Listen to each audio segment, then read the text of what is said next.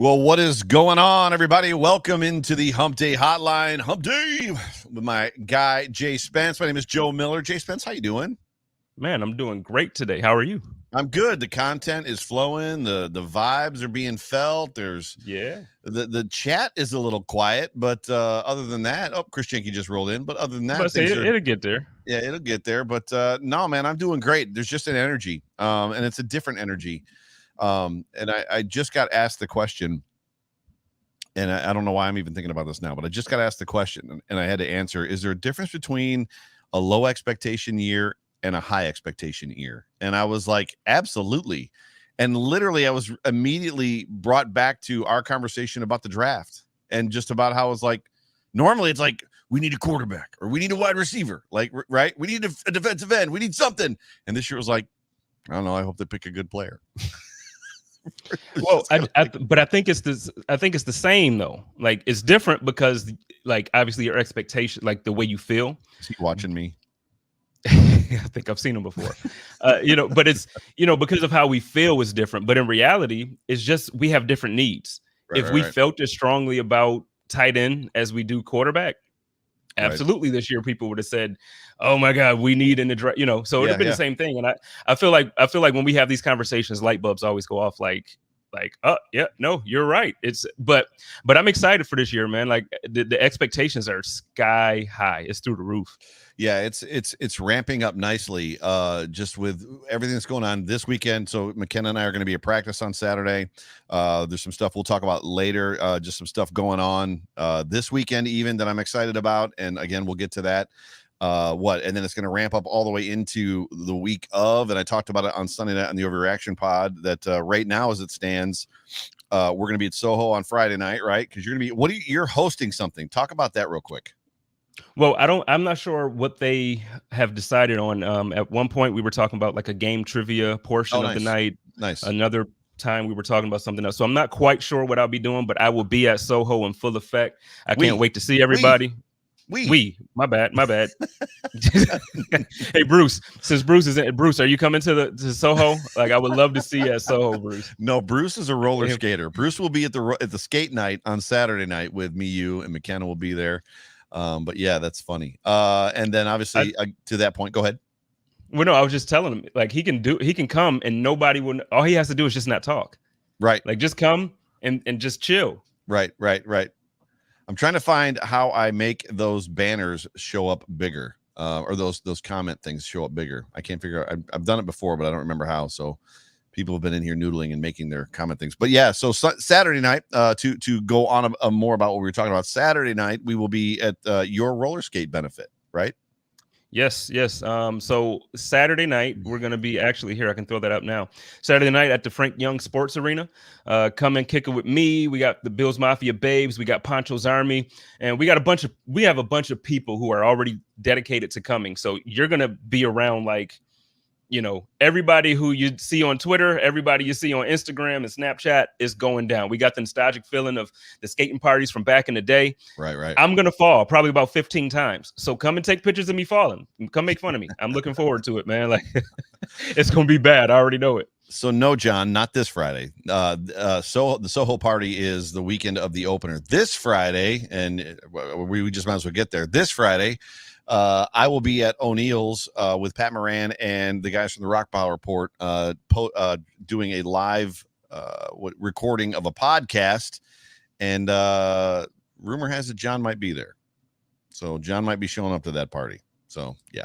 But that's at O'Neill's across the street from the stadium. So if you guys are, if you're in town, Bruce, if you're not doing anything, John, and you guys want to come hang out with us on Friday night, that'll be a ton of fun. But yeah, that's kind of the vibe. Like there's just energy building, right? There's people are doing stuff. There's the Saturday is the bowling tournament, right? Or the bowling thing. There's a bowling thing in town on Saturday as well for charity. There's just a lot of cool stuff going on. This weekend? This weekend. No, I'm sorry. Is it this weekend? No, it's not this weekend. I apologize. It's the the 22nd, and I'll be coming back from Tennessee, so I cannot go to that one. So I'm wrong about that one. But yeah, there's just a lot of really, really, really cool stuff going on. But you guys, now that we've gotten the fluff out of the way, you're tuned into the Hump Day Hotline here on the Buffalo Rumblings Vidcast Network. And as I said, I'm your co-host, one of your co-hosts, Joe Miller. You can find me on Twitter at Joe Miller Wired, and that is my guy, Jay Spence. You can find him on Twitter at JSpencetheKing, and we're going to talk stuff tonight. And we probably should start with interviews. How many of the interviews did you catch this week? Did you catch a bunch of them? Some of them? None of them? Did you catch clips? Clips more so. Like I told you, being at work is a little different for me now. But I've been keeping up. I was happy to see how Brian Daboll, how he kind of oozed with love for our guy Isaiah McKenzie. It kind of. That was funny. It's kind of starting to feel like Isaiah's a lock, and it's starting to feel like he's going to win that punt and kick return position. Yeah, there was mannerisms inside of that with Brian Daboll. When they asked him questions about Cody Ford, he looked like he got uncomfortable, and then obviously answered the questions the right way. The surprising thing about Cody Ford, and I'll come back to Isaiah. The thing about Cody Ford that he said was he said that Cody has been playing, which, by the way, we're not allowed any information. So like the beat reporters that are there watching practice are not allowed to tell us anything. They're shooting video, but they're not allowed to give away stuff. He said that Cody Ford is playing on the right side, and he said that he's finding comfort, being between. And when he said that, I was like, oh, he's misspeaking. Cody Ford plays left guard. And then he said, and he's finding comfort there between Darrell Williams and with Mitch next to him. And I was like, oh no, Cody Ford's playing right guard, which means, does that mean Feliciano's going to left guard? Because Feliciano, since he's gotten here, has been a right guard. So can he play both sides, or is somebody else playing left guard right now? Feliciano's the problem. Feliciano's been hurt, or he tweaked himself the other day, but see, that's my problem. It's like, because last year, we played musical chairs with him, and then now, like, obviously everybody was starting to say, like, hey, he's starting to look. He looks good next to Dion. He looks good at left guard. Let's the hope was, let's keep him there. Now, and I'm not speaking negatively on Cody at all. But the thing is, man, like, keep him somewhere. Like, keep him somewhere. You're going to keep putting him in all these different positions, and he can't really figure out his thing. Man, you're going to see him, like, just spun around and mixed up like Ovaltine, man. Like, what's going on? Seriously. Bruce actually agrees with you. He says, I, for one, am thrilled there's more O-line shuffling going on, and he has the eye roll emoji. It probably is important to say that Deion Dawkins is on the COVID reserve list. Feliciano is now out with the shoulder. He tweaked his shoulder. Which puts it back into that whole conversation of these guys can't seem to be on the field together at the same time. It just doesn't seem to be wanting to. Something in the cosmos, something in the universe is keeping the five of these guys off of the field together. I'm sure sooner than later they will end up on the field together. Now back to Isaiah McKenzie. That was, I didn't know how to take that clip either, because even when I saw the clip when you sent it to me the first time, there was a measure of, like, he was like, I couldn't tell if he was fooling around about not liking Isaiah McKenzie, or if because he followed up with the, he chaps me. You guys know he's a funny guy, but so I didn't know what that meant. What does that word mean? Do you know what that word means? Well, to me, it was all, I felt sarcasm. Like, I felt it, like, I did completely too. Like, I did too. I kind of felt like he was saying, like, he gets under my skin, not in a bad way, but more like, he's a jokester. All he does is joke around. So if I say anything too nice about him, I won't hear the end of it. Like, that's how I took it. Yeah. But you can tell he's just, like, in love. Like, they ooze when they talk about certain players, and he's one of the guys that when they start talking about Isaiah McKenzie, every single part of the coaching staff lights up. Yeah, every single member. So speaking of oozing, when you're talking about a player, did you see any of Mario Addison's interview? Man, I did. I love Mario. I love Mario. I hate to laugh like that, but I mean, I just love Mario. Why is Mario Addison not why is he not in the media more often than apparently he has been? Yeah, because Mario Addison oozed so much, he's going to ooze himself out of a spot on this roster. Spot for real. Because it started with F.A. Obata. Like, if you watch the entire thing, most people saw his comments about Boogie, about Groot, and about AJ, but he started with F.A. They asked him about F.A. because they played in Carolina together, and he was talking about how, like, he showed him, like, his major move, which is like a punch and a pull, And like, I think he does it better than I do. And have you seen this dude? He's a specimen. He's enormous. They just got to coach him up, blah, blah, blah. Like, he said all these things about him. And like, you watch out. And they said, could you have projected, knowing him in 2019, could you have projected what he did in 2020? And he was like, oh yeah, that guy's going to be good. Like, he's a good football player. And then he went on to Groot and talked about his length. Mario won the interview. Yes, that is absolutely true. He went and started talking about Groot's length and how fast he was, and then he's a monster, and like how big he is, and yada yada. And then he talked about Basham and his length and how strong he is. And then he said, AJ, I don't know what a mother is, but whatever it is, it made me smile. I liked it. I was listening to that interview, and I'm just like, I can't wait to come to the home opener. I promise you, before we go further into Mario's interview, everything that I'm hearing about this defensive line is that Brandon's plan is actually working. So the length that he's trying to put together, the length and the speed, it's going to be really difficult for quarterbacks who are under like 6'2" to really get this ball out, because the arm length and they're going to close the passing lanes quickly. They're going to be able to get around guys quickly. And I think Mario, so back to his interview, he was talking about how, like, Greg, the length that he has for his arms, by the time he stands up, he's already pushing the guy back before the guy can get set. Right. That's a beautiful thing to hear. When you're talking about that O-line versus D-line, when your D-line can establish, like, when your D-line can just win before it even starts, that's man, let's go. Yeah, he went on and talked further just about, he kind of gave some insight to his 2020, and he talked about two different things. The first thing he talked about wasn't heavy. It was just basically that, he was a little bit tired. He wasn't able to have the energy at end of games for a pass rusher. It's ideal. And somebody asked him, not if he was worried or nervous, but just about the fact that the Bills went edge 1-2. And he said he loved it because it means he needs more rest. He's like, I'm not trying to play more than 50% of the snaps. He goes, I want to be in as a pass rusher and be effective and get after the quarterback. And I can't do that if I'm playing too much. And then he further went into this conversation that he wasn't right last year, that in his mental space, he was very much off because I guess his baby brother was killed at the end of 2019. And he just carried that with him all season.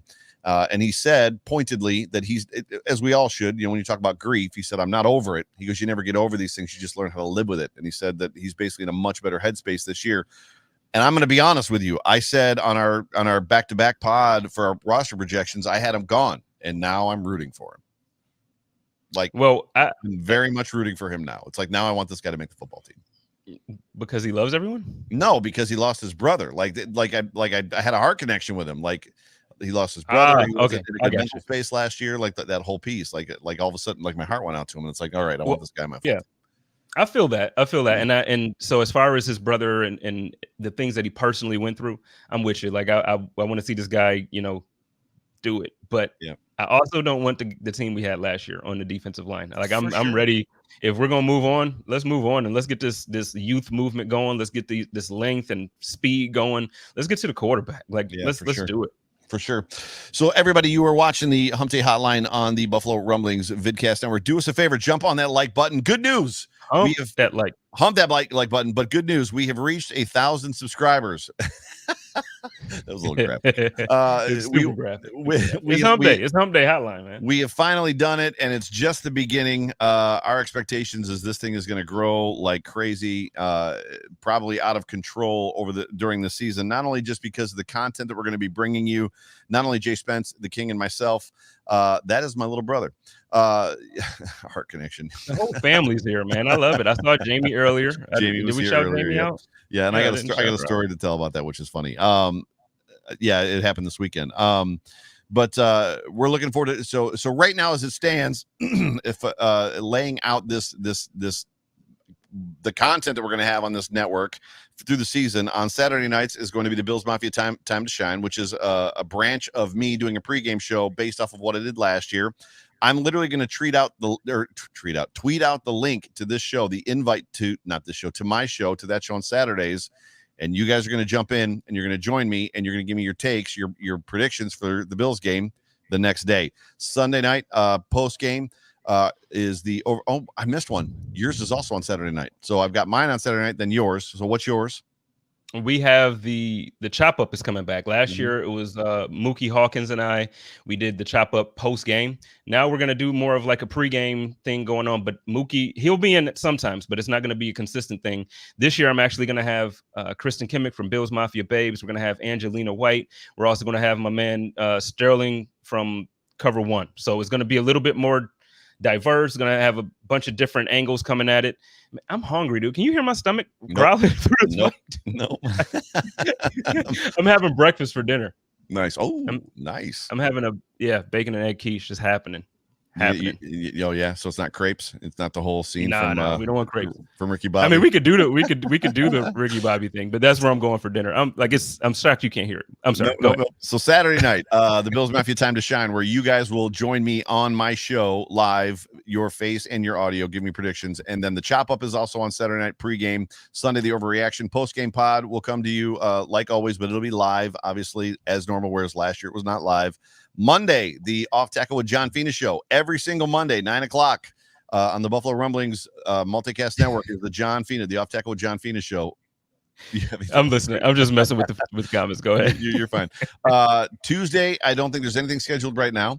That's funny. And then Wednesday, Hump Day Hotline, JSpencetheKing and myself. Hump Day Hotline. Friday is the what's it called? Food for Thought, right? With Bruce Nolan and Nate Geary. It took me a second there. I was like, oh, where am I at? Yeah, so that's what we've got coming up for you all season long, which is going to be.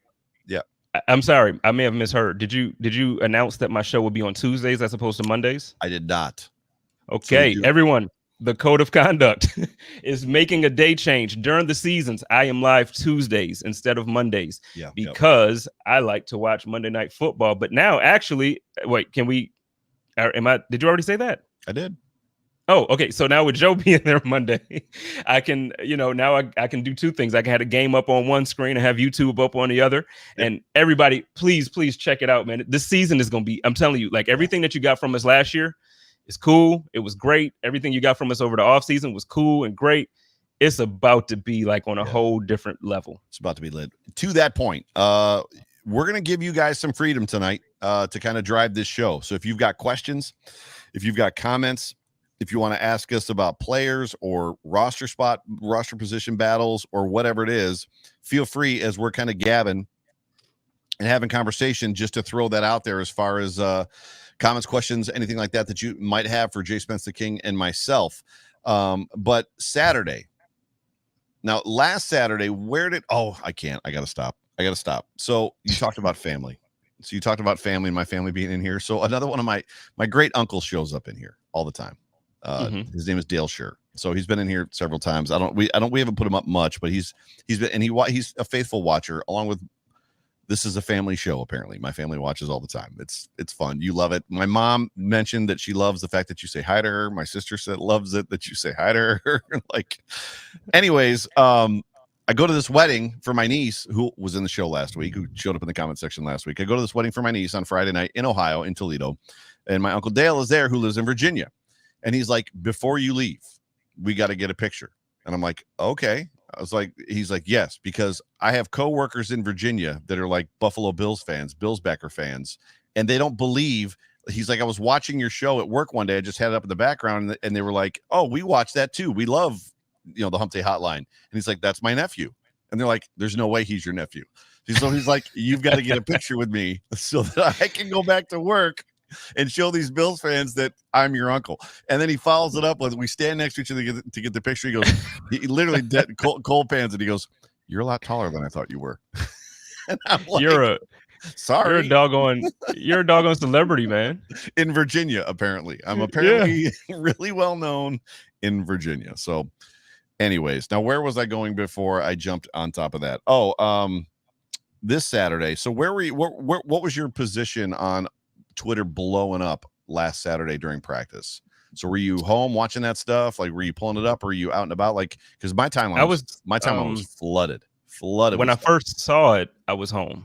But then, like, when it got way out of hand, I was actually at Cardinals training camp. Yeah. And people were just going crazy. And I'm just like, oh my God, seriously? Like, y'all really gonna get this upset about a story that you don't even know all the details about? And anybody who knows negotiations, and I think you and I joked about this, and I'm like, yeah, me and you negotiate stuff in text messages and DMs all the time, but nobody cares because it's us and we're not billionaires.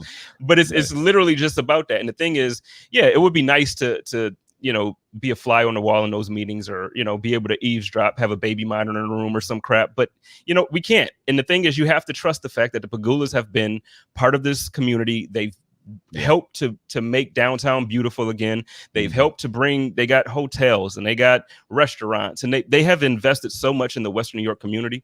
I just do not believe that something as simple and as easy as like, oh, well, we're gonna move to go to Austin. I don't see it being that easy for them, because they are Western New York. Like Kim went to Kenesha's, like, it's just she went to Houghton first, right? But which is but still, it's like. But it's like they're Western New York. They are Western New York. So I don't see it. For sure. By the way, Roger Osgood, also family member. Jay Spence, you need to bring the heat with your family, bro. Tell them. I love it. Know? My family old, man. My grandmother was in here a couple times. My grandmother she couldn't figure out how to comment on Facebook. That's awesome. Seriously. Before we move on, Stephen Westerhout, thanks for being part of the show. Thoughts on offensive tackle depth being rookies plus Ryan Bates? Where are you at on that one? Well, I have a very, very good feeling about our offensive line this year and the depth that we have. So I'm not sure this isn't the time to do it now. I feel like I'm just like if you have time Monday and you want to catch up with me, I'm going to have former Buffalo Bills Chris Harrison on with me. We're going to break down the entire offensive line. We're going to break down the preseason battles or the camp battles that we think may be there as far as depth. But no, your question, we're good. We're solid on the offensive line. Yeah. I'm happy with the offensive tackles. I can't wait for Spencer Brown to work his way into the rotation. Yeah, that's what it comes. I mean, for me, I think the idea is Spencer Brown. I think Ryan Bates is a great, not a bargaining chip, but a great, what's the word I'm looking for? Emergency response situation. Like, he's just a great option to have. I don't see us necessarily having a problem. I would love to have Ty Nsekhe. To me, Ty Nsekhe was the most valuable $10 million player that never played on this football team, because when he went in the games, you didn't miss a beat on either side. I think Ty will be missed, but I'm really excited for the depth that they have. Hang on, you missed one, Chris Jenkins, but that's fine. We can talk about that. Thoughts on Jake Fromm? I like Jake Fromm. I think I've been vocal just about the fact that Mitch Trubisky is. Oh my gosh, by the way, Mitch Trubisky is a one-year player for the Buffalo Bills. Speaking of Mitch Trubisky, I said to you last week, what are the chances that the quarterback goes down and this dude gets traded off this roster? And you were like 0. And then freaking Carson Wentz gets hurt. 0. And dude, it started showing up on everywhere, on all the shows. Like, what are the chances that the Bills trade Mitch Trubisky? And I'm like, holy crap, dude, this thing, like, I just said it on a whim. Like, I didn't even necessarily agree with myself, but we'll see. But I like Jake Fromm. I think Jake Fromm is a developmental player for the Buffalo Bills. If he makes the active roster, that remains to be seen, but I don't think he's necessarily going anywhere. If he doesn't make the active roster, he will be back on the practice squad. Davis Webb is another story. I don't know. I mean, it'll be interesting to see how he looks versus Davis Webb. I know you're texting over there. Do you have any thoughts on either of those guys, Jake Fromm or Davis Webb? Well, I think I like Webb better, a whole lot better.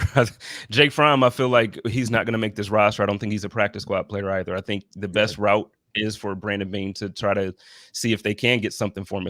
If he can make a trade for him, it is what it is. But there's a reason why we don't hear much about him.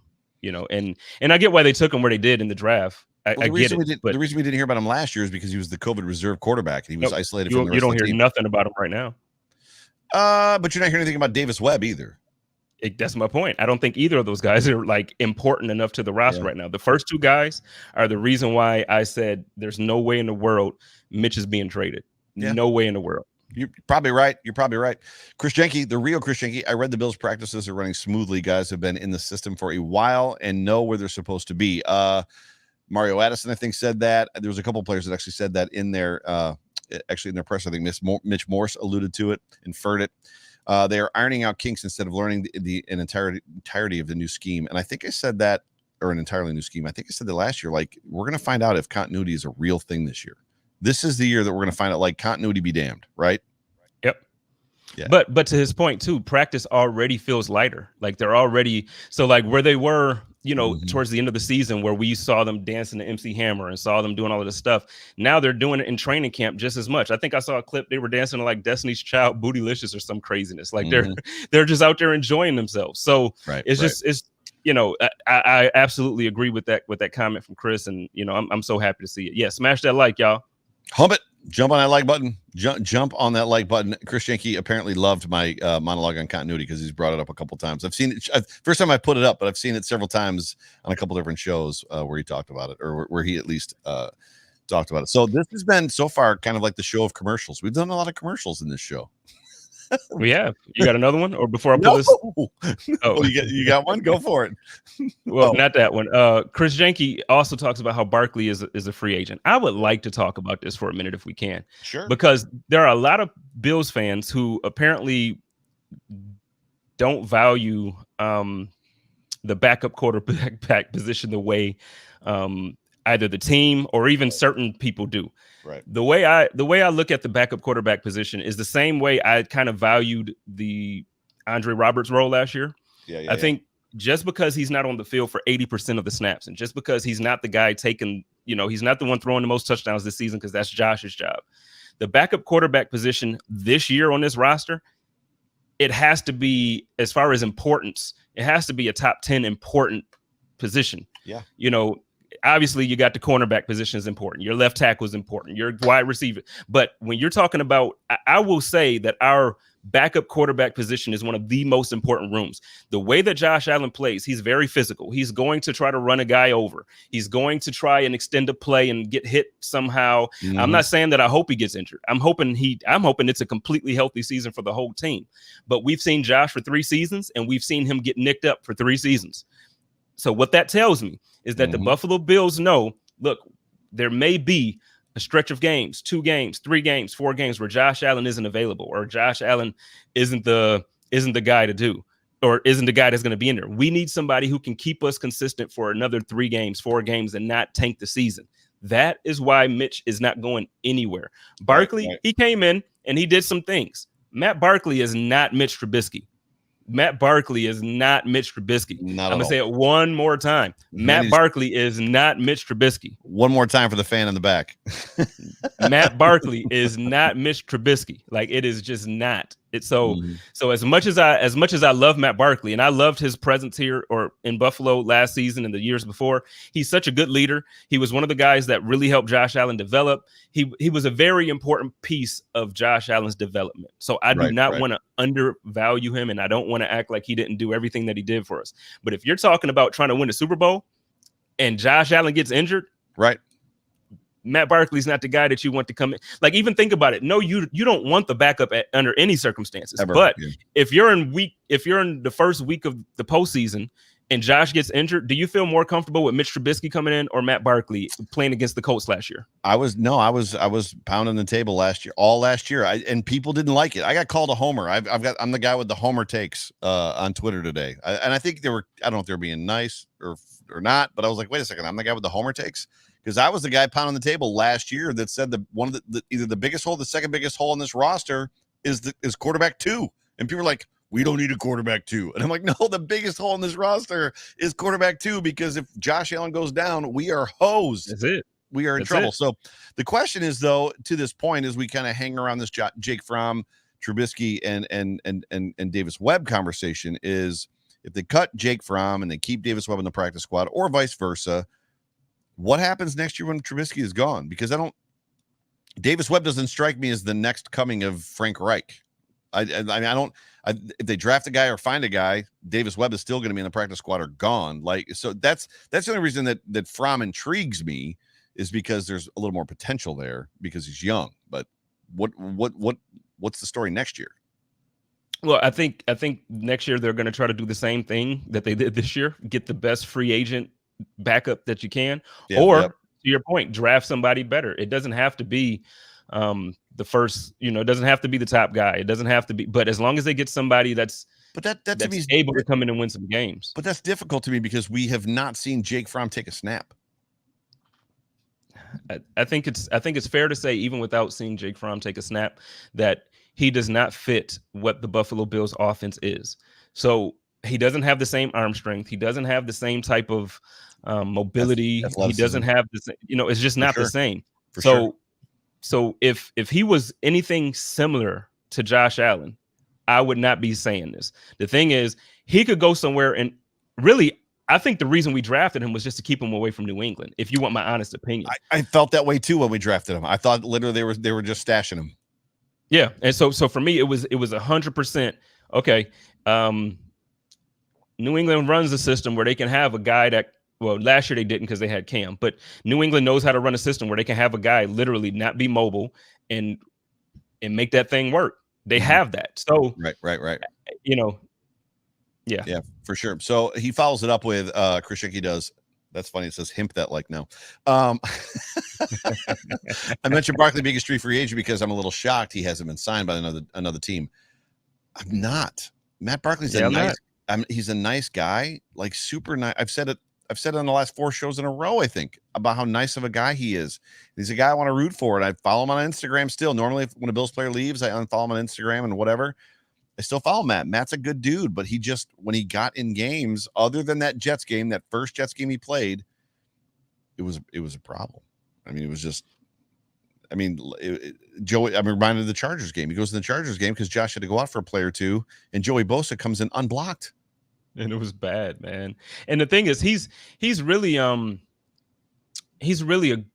like you said, he's a good guy, and he's a smart guy. He's a very, very smart quarterback. Right. The issue with him isn't his character or his intelligence. The issue is that he can't quite. We know who he is. Right. The reason why because he's young enough to still be in the league. Apparently, we see all these guys that's been in the league for this time. He could be starting somewhere if he was that good. Yep. That's what I'm saying. So when we have these conversations, and it's like, really, you're willing to trade this guy to pick up Matt Barkley again? Right. Like when you have, I mean, come on, man. We got 2 first-round draft picks. I don't know. There's just no way. There's just no way I'm trading this season with this roster with these goals. There's no way I'm trading him. Yeah, and Eli agrees with you. This season, backup quarterback has been the most important that has ever been. Mitch is the perfect and probably the best signing of the offseason. It's true. Bruce Nolan says, how quickly we get distracted by the shiny object that is a draft pick when we pined for a better quarterback for years. And he's not wrong. Sorry. Did you do that? No, yeah, I did that. You're good. Okay, go ahead. I was saying my man Jeremy from Cold Front Report, who's hosting, or he's part of the group that's hosting the party at Soho. We'll be there Friday night. Yeah, we'll be there. He says Fromm is not similar to Allen. I also agree with keeping him away from New England. Yep. I believe the signing of Trubisky highlighted what the staff found out about Barkley, which is a mistake they would repeat with Fromm. I agree, and that's exactly it. It's not it's not anything negative against Fromm. It's not anything negative against whoever. The thing is, Trubisky just think about it. When Josh was drafted, a lot of people kept comparing him to Mr. Trubisky, and Bills fans was upset. But it's like when you look at the raw ability, the things that these guys can do, they were compared to each other for a reason. Right. This is you do not trade him, man. You don't do it. So I disagree with Eli here a little bit. And Eli, we love the comments, so please keep them coming. I'm not saying that this doesn't mean they don't like you, but we don't need to see Fromm take a snap for the Bills to know he is not a QB2 material. That's not true. And you don't need to look any further than Tony Romo, guys like that, guys that are undrafted, unrestricted free agents that walk on to teams and are like mill around on practice squads and as backup quarterbacks for a long time, and then all of a sudden become viable quarterbacks in the NFL. Some guys take a little bit longer to develop than others. To me, I'm trying to think of who it was. Who were the quarterbacks? I don't want to say it was Thad Lewis, but I feel like it was in that general time, maybe a little before, when certain guys are gamers. Do you remember which coach it was? There was a head coach, Chris Jenke probably knows. There was a head coach that talked about certain guys are just gamers and other guys are practice players. Some guys don't show up in practice, but when they get in the game, they show up and they're gamers. And other guys practice real well. When the game shows up, they kind of fall flat. I don't remember who he was talking about or which coach it was, but we don't know what this kid has. And to me, you're not going to know until he takes a couple snaps. I mean, I'm not expecting him to come out and wow us and be like, oh my gosh, like we don't even need Mitch Trubisky, but I'm expecting to see something from him, but I could be wrong. Right. I mean, I don't think you're wrong. I think we'll see something, I think like the guy, he was drafted. that's why I want to say, like, I'm not sitting here pounding the table saying Jake Fromm is a horrible quarterback and he doesn't belong in the league. What I'm saying is he doesn't fit this team. Right. They took him just based on his grade, in the draft and whatever. But no, he just doesn't fit, man. He doesn't fit. And I gotta address this real quick because it's come up 4 times. Mr. Diggs, love you, bro. Love Clay, love Z-Bot. Clay obviously was a part of the Hump Day Hotline for like the last half of the season yesterday. We're bros. We're live on YouTube. We can't go watch a video that somebody else posted on YouTube. So after the show, I'll go look. But for now, let it go. Right. Let me know how you like it, Joe. I'm just saying, like, we're live. I can't. Hey, let me log off for a second while I go look at a video on YouTube. Sorry. I love Kyle Orton. Justin Paradis says Kyle Orton. I mean, I'm all about Kyle Orton. So, Amanda Davey, I want to invite Matt. You know what? I would love to have a beer with Matt. But see, that's the kind of guy to me Matt is. Like, Matt's the kind of guy I would want to invite over to my home. He's the kind of guy I would let my kids, like, if I had kids, like, hey, yeah, you can go and spend the day at Matt's house. Yeah, that's great. He's that guy. Like, but as far as like, I want him to back up my quarterback. Nah, I'm okay. Yeah, Christian says Peterman was a practice player. Look great in shorts. Not only Peterman, Brian Winters last year was a practice player. And like as soon as the game happened, I never heard a report that Brian Winters was even good in practice. I have not. It was inferred, and I believe McDermott talked about it several times where they asked him about Brian Winters, and he said that he's a lunch pail guy. He comes ready to work every single day, and to McDermott and Bean, that's an important part of your character. You have to be divas. Take practice off, don't really practice, kind of like run, they're not Stephon Diggs. Stephon Diggs, when he's at practice like he's playing, right? So it's kind of what it comes down to. But yeah, Amanda says again, Matt was a team player and likable, but he didn't produce the way we needed when Allen got hurt. So what's funny is Chris Jenke actually said, maybe I have rose-colored glasses on, remembering how Barkley decimated the Jets. I missed that football game. I have no idea where I was. I may have been on vacation with the family. Did not see that game. And I remember watching the stats and being like, oh my gosh. Because if you remember, we picked him up off the street that week. Mm-hmm. And he threw like 4 touchdowns in that football game and completely destroyed the Jets.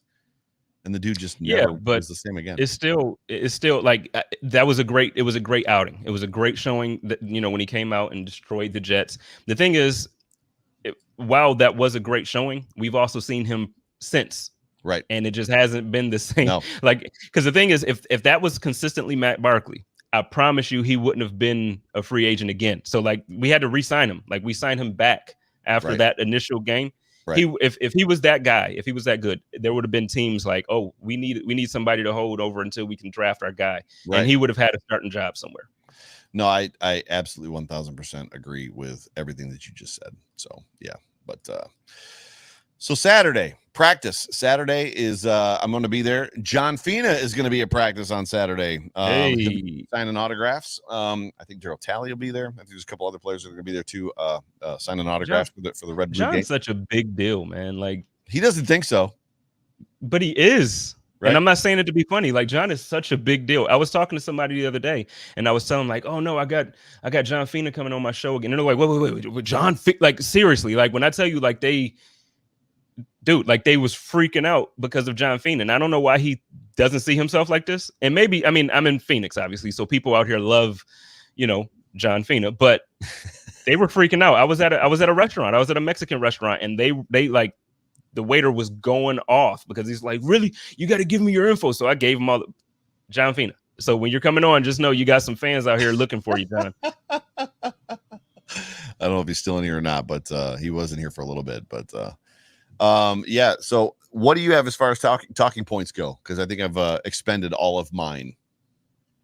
I think I kind of did too, but I was really looking forward to tonight being one of those nights that we really, and we have been doing so, just interacting with the comments, because I feel like now is the time where everybody's kind of waking up. Everybody's coming out of their summer cocoons. It's coming, dude. And it's there, man. And like 3 weeks ago, I was ticked off. I felt like I was in a scene from like one of the worst Bible fights, like yelling at people, "You uncircumcised Philistines!" Like I'm yelling at everybody because like I just hated how everybody was going at each other. Bills Mafia was at war with each other. Now, let's talk to each other. Let's be friends and love each other. I love it. Yeah, for sure. Bills by billion. I heard it first from John Fina. Well, Bills by billion. Was it actually the Buffalo Bills guy? Was it him first, or was it somebody else that came up with Bills by billion? I know it wasn't Fina first. Bills by a billion. I thought it was Brother Bill. Yeah, was it Brother Bill first? I'm not necessarily sure. Eli says Kumaro over Hodgins it's written. I said on the hump or the overreaction show on Sunday, it's early, and I think we were in a group chat, right? Didn't we talk about that in the group chat? Like it's a little early. We were 4 practices in. Like I don't think it's early though, Joe. You don't think so? I know your heart. I know your heart is with Isaiah. Yep. I know your heart's there. It's not early. Jake is making this roster. I don't think so. Jake would have made this roster. I'm not saying that Jake's making this roster because Isaiah is. I'm saying I'm not sure that Jake is making this roster. Otherwise, he'd have been on the roster last year. Okay. I just think last year he got a chance to first. He should have made the roster last year, but I think what they were trying to do was they were trying to take advantage of having John Brown. They thought he was going to be healthy. He wasn't. They were trying to take advantage of trying to have 2 guys that could potentially be number 1 on the same team. So with that not working out, they decided to let go of Kumaro and all that. I'm telling you, Kumaro's on this roster, Joe. Like I'd be willing to bet money on this. Well, Bruce is like calling us out. Not that you and I are shy to like live bets. We've had them before, of which I paid up with my boho jersey. So what is the bet? Isaiah versus Kumaro. Whatever you want to do. Whoever makes the roster. I'm asking you. So I was about to say whoever makes the roster. So if Jake makes the roster, you got to get his jersey. If Hodges makes the roster, I got to get his jersey. It's just the easiest one. I'm okay with anything, honestly. Whatever you want to come up with, that was just the easy one for me. Can the back of it say touchdown Jesus? I would absolutely 1,000,000,000,000% love to see a touchdown Jesus jersey. 100 billion%. Come on, what am I going to get to buy a jersey I want to buy? Like that's the funniest part about that whole boho scenario is the fact that like everyone's like, yeah, bro, you got the Porter jersey, and I'm like, and it was your best, it was your most worn jersey last year too. Like I don't think it had to be. I put it on. We started winning football games. We won 8 straight in that freaking jersey. I mean, come on, what am I supposed to do? Hashtag boho mojo. Like you ride that thing, right? What do you want to do? You want the jerseys or you want to do a different bet? Because I'm down with that. What is so? My little brother Andy says that Kumaro's a forever practice squad guy. You got my appreciate. I'll bet you separately, Andrew. I'm gonna text you separately, Drew. We're gonna get that bet going too. So matter of fact, no, I got a better bet. A better bet. Give it to me. I got it. I figured it out. If I win, if Jake Kumaro makes it and Hodgins doesn't, I'm giving you, and you have to wear it for 2 episodes this season when we play against the Patriots. You got to wear a Cam jersey. I'm out. Nope. If Jake Kumaro wins, no bet. You have to wear a Cam jersey for the Hump Day Hotline the week that we play against the Patriots. No bet. No bet. I'm not wearing a. Come on, Joe. I'm never putting on a New England Patriots jersey ever, and I'm never putting on a Cam Newton jersey. So you're not sure of your guy. You're not that confident. It's not that. I'm not 2 episodes. What are you, crazy? We play them twice. How about this? If Jake Kumaro makes the roster and Isaiah does not, and I hate this bet, but you send me your jersey and I wear it for 1 show. If Isaiah Hodgins makes the roster and Jake does not, you burn the Cam Newton jersey. No. See, that's not. Are you that's not confident? Are you not confident? No, I am confident, but that's not a fair bet. I'm okay with losing. The thing is, I don't want to burn my jersey. Like I actually like my jersey. That's not a fair bet. Like I'm telling you to wear it for 2 episodes. You don't have to. Like I spent money on those, man. No. There is no. You can't make me. You can't make me wear a Patriots jersey. I'm not wearing a Patriot. I think that's a good deal. I think that's a good bet. But okay, you could pick a different bet. But whatever you want. I just can't. I don't want to burn my jerseys. But whatever bet you would want to make that doesn't involve me wasting my money, I'm good with it. But I have 2 Cam jerseys, and I can't. And Cam's my guy. I wouldn't burn his jersey anyway. Right there. Heck no to Cam. But that's why it's a good bet, because you're such a hardcore Bills fan that you can imagine wearing a Cam or a New England Patriots jersey. We're at the point where Cam Newton might not even win the starting quarterback job. That's beside the point. Cam is my guy. Well, so my bet is if your guy doesn't make the roster, you have to wear the jersey of my guy. Richard Rush. I would need a skin transfusion.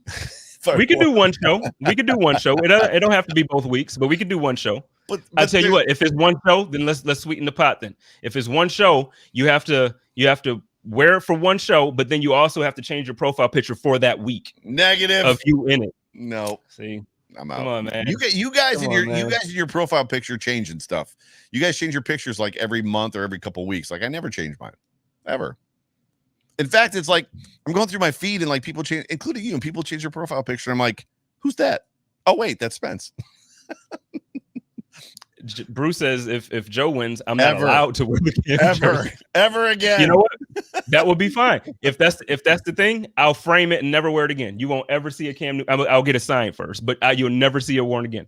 Ever. You might be able to get it signed. No, I'm not going to say it's a bad joke. Is it going to end up signed on your wall behind you?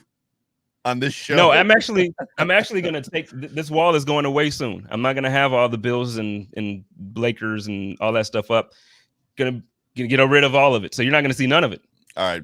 I think Bruce has settled it. Dad wins. So Dad Bruce has won. So one episode, you're going to ship me a jersey. I'll wear it for one episode. And if I win, you can never wear the Cam Newton jersey on a show with me again. You can wear it on your own show.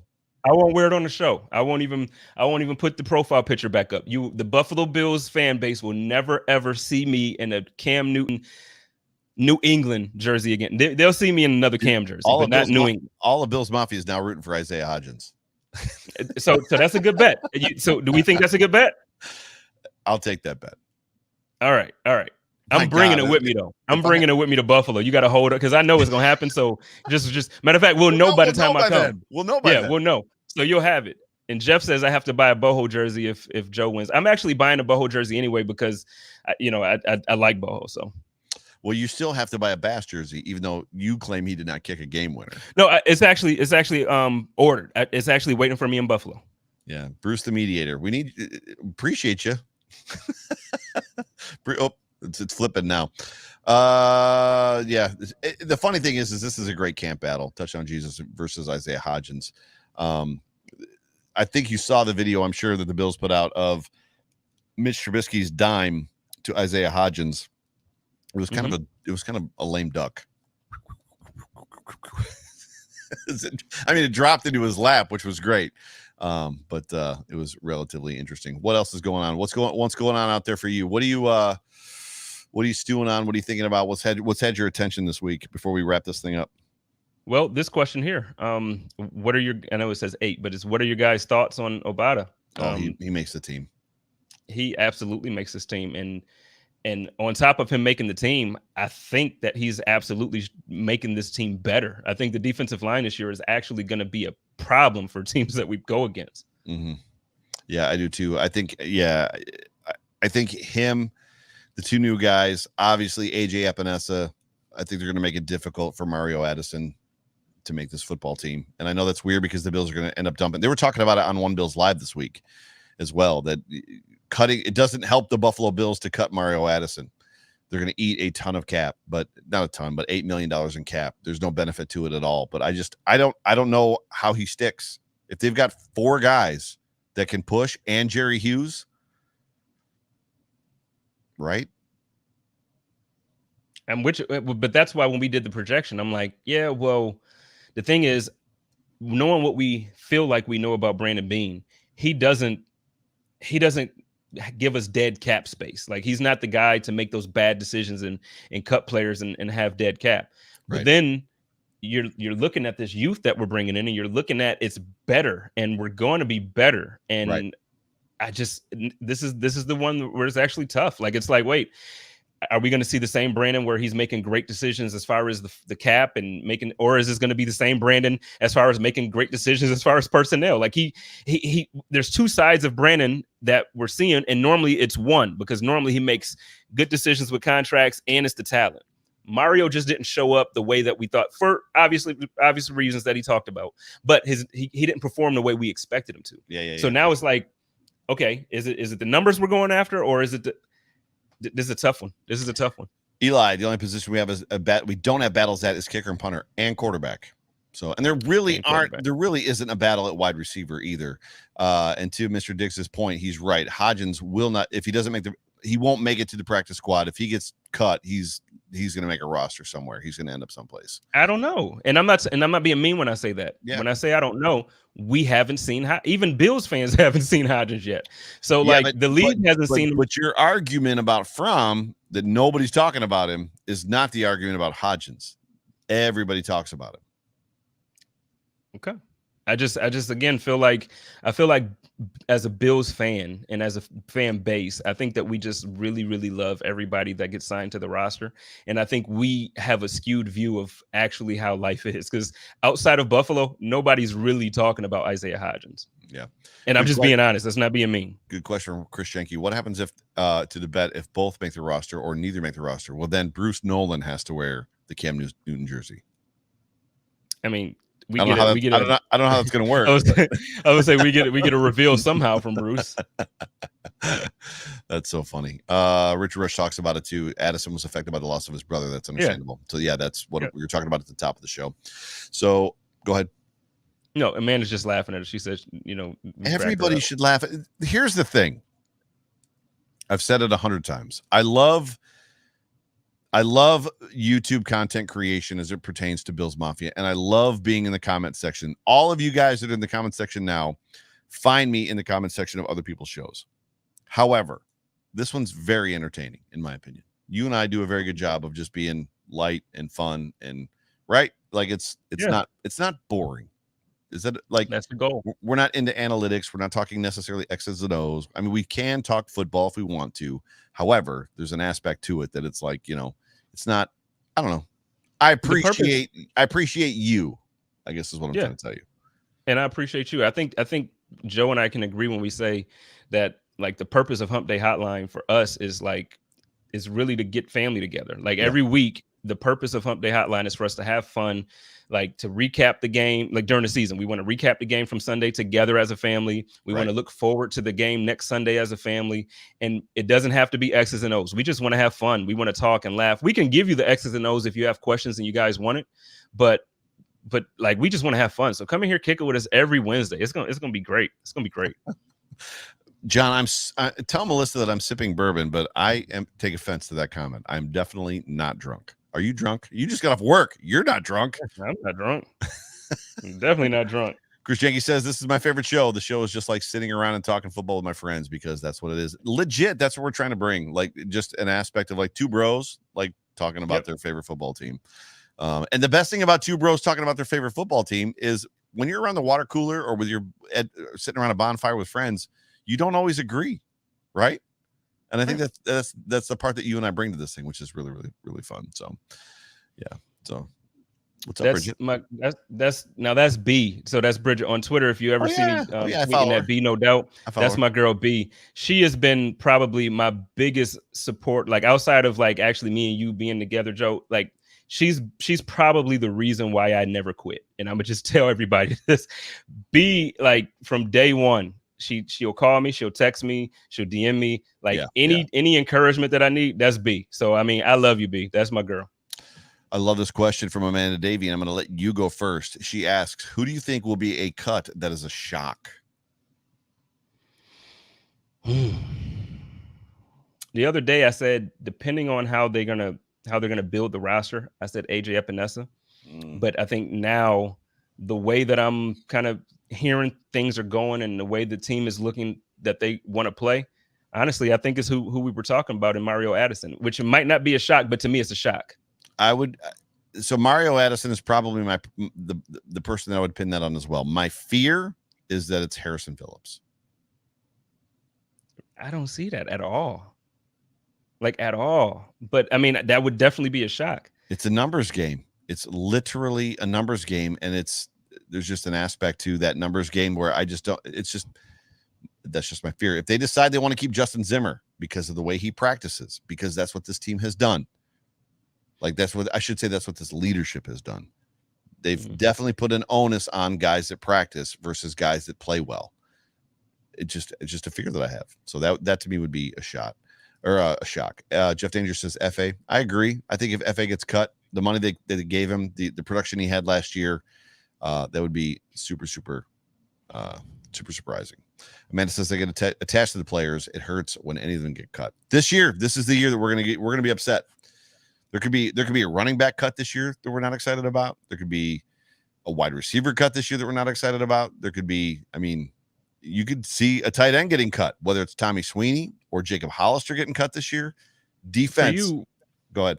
I was just saying, defensively, every position group, there could be a guy get cut that we're not happy about.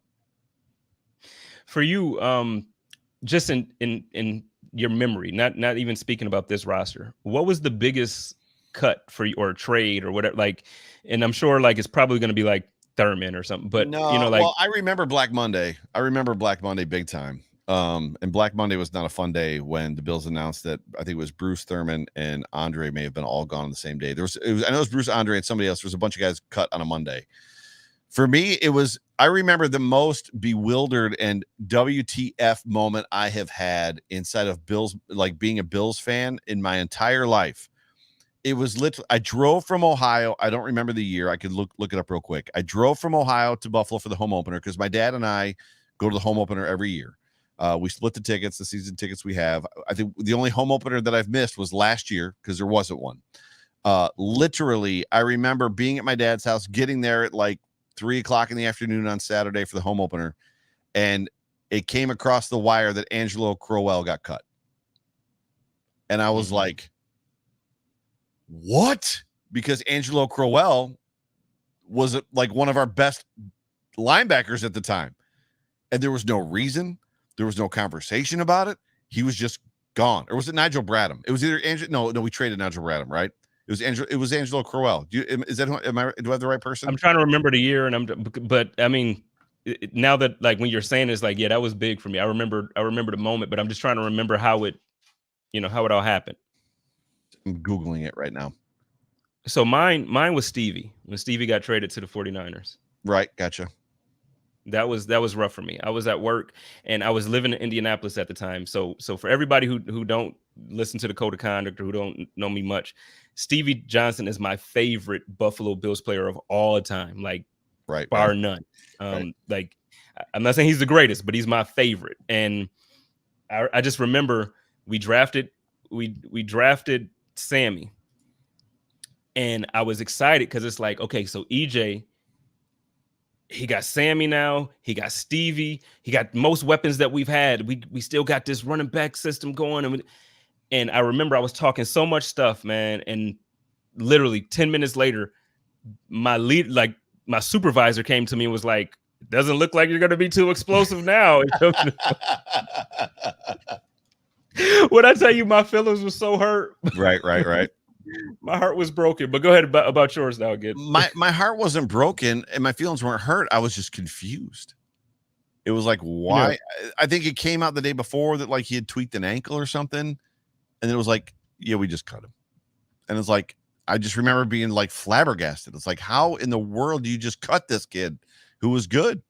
He was a good football player. And I don't think he ever amounted to anything. But that's usually the story of any Buffalo Bills or Buffalo Sabres player is they go on and they win a championship, or they like vanish into vapor and never become anything after that. So we're getting conflicting stories here in the chat. We got Chris saying Bradham left via free agency. It was probably Crowell. And then you have Bradham was traded. I probably think it was Crowell who was cut. So no, that's the same story.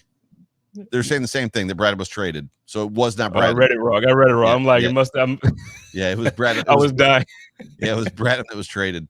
I was not confused when we cut Fred Jackson, just because of. Yeah, I wasn't either. Yeah, I mean, that's one that hurt, right? That one hurt. I was a little hurt. It was emotions. Yeah, I was a little hurt when Shady didn't make the team. So you? Yeah, he's a dude you want to root for. Yeah, no, I love Shady, but I wasn't shocked. Again, like I feel like it's normal now when we understand like running backs once they hit a certain age, even though we think people are superhuman and we see the Adrian Petersons and we see the Frank whatever. But, we see certain guys do it. I think Shady's style of play, he wasn't the guy that could do it. All right, so let's do this. Let's wrap this thing up, and I'll start with the soonest thing coming. So for everybody watching, this Friday, for those of you that have joined late, I will be filming. I will be taping a podcast with the Rock Power Report guys and Pat Moran. I'm pretty sure John Fina is going to be showing up at this little shindig here at O'Neill's across from the stadium on Friday night. So we're going to get there about 6:30. I think we're going to start recording at 7 o'clock. If you're not doing anything on Friday night, come out and hang out with me, Pat Moran, the Rock Power Report guys, and John Fina. Get a picture with John, get an autograph, all that good stuff. But yeah, so and now you can go through your myriad of stuff because the stuff you've got coming up is freaking awesome. Well, for the record, though, Jamie said you have to make sure you get her an autograph at that. So just so you know. Well, Jamie doesn't realize that John might just be coming over to the house. See, Joe is big people. Like, this is what I'm saying. I got to get on Joe's level, man. Like, I got to do better. But so next Monday, I am excited. I got former Buffalo Bills, former San Diego Charger, Chris Harrison, offensive lineman, offensive tackle. He's going to be coming on to basically just deep dive into the offensive line, to the backups, I just saw a comment say it might be a surprise cut to see Mongo cut. So we're going to talk about all of that stuff, every single piece of it. Not too much further after that, a couple weeks later, I got my man Mike Robb, the real Mike Robb, one of the biggest Bills Mafia representatives. He's going to be coming on with me on August 30th. That will be the last Code of Conduct that is airing on Mondays. After that, Code of Conduct will now be on Tuesdays starting September 7th. And that first show, I should have loaded that one up, actually. That first show, I'm going to have a special edition of the Code of Conduct. Is going to be called the Divisional Code, where I'm going to break the code to the division. I got guests from every SB Nation crew of the AFC East joining me. We're going to come in and we're going to be talking about what the Jets are looking like this year, what the Patriots are looking like this year, and what Miami. And then we're going to talk about who's going to win the whole damn thing. It's going to be the Bills. Then after that, so after the 7th, that's very same weekend. I showed y'all this earlier, but the 11th, come kick it with me. Come kick it with the Bills Mafia babes. Come kick it with Poncho's Army. We are going to circle the wagons and have a very, very good time with this skating party. I really hope y'all come through and enjoy it. If y'all need the link, hit me up on Twitter. I will make sure I DM it to you. Actually, I'm going to put it in my bio too, so that way if I'm asleep or something, you can actually just find the link. But we're going to have a great time that weekend. It's going to be a lot of stuff coming up this season that y'all going to be like, yo, where did Spence? How did he do this? I'm telling you, this season is about to be serious. Dude, when I was floored when the Mike Robb stuff came up, I was like, the real Mike Robb? I was like, I'm out. I'm done podcasting forever. Like, I don't know how to. So, Chris, yes, I will sign your stick of butter. John, Spence can attest to the fact that I've got a giant crash couch that your 6'5" butt will fit on. So you're more than welcome to sleep on my couch. He does. Yeah, so for sure. So that's all I got. This was a fun night. Just kind of like chill. I mean, it's about to get hot and hectic. We're about to have a ton of just stuff that we have to talk about, right? So this was just kind of fun, just to kind of roll at it with. I mean, we talked about, I think, Jake Fromm and the backup quarterback situation for like 15 minutes. Yeah. There's probably not a whole lot of shows doing that.